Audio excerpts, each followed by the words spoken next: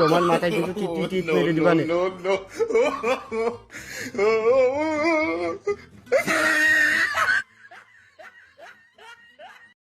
এই জিল্লু, এই কিরকম ধান কাটছিস? সারাদিন ধরে ধান কাটছিস, কেবল মাত্র 5 পাই কাটিছিস। তালি মাথাটা গরম হয় না কত? সকালতে ধান কাটছি, এখন কতটুক ধান কাটিছিস? তাহলে আমি যেটুক পাইব সেটুকুই তো কাটবো। এরকম ভাবে ধান কাটলি তোর আজকে জনের হাজিরা পাবি না।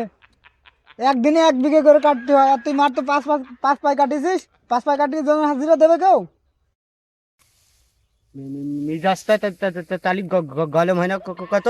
তো আমি কাজ করছি, এখন তুমি করলেই হবে, জনের হাজিরা দিবা না? আমি এত কিছু জানি না। আজকের ভিতরে সব ধান তোর কাটতে হবে, যদি না কাটতে পারিস তাহলে তোর কোনো হাজিরা দেবো না। তুমি হাজিরা দিবা না মানে আমি তোমার মাথায় কিন্তু টিট মেরে দিবা না। তাহলে আমি চলে যাচ্ছি। যাস না জিল্লু, তোর হাজিরা আমি দিবা না, তুই আয় আয় ধান কেটে যা। তাহলে জনের হাজিরা দিবা তো তাহলে?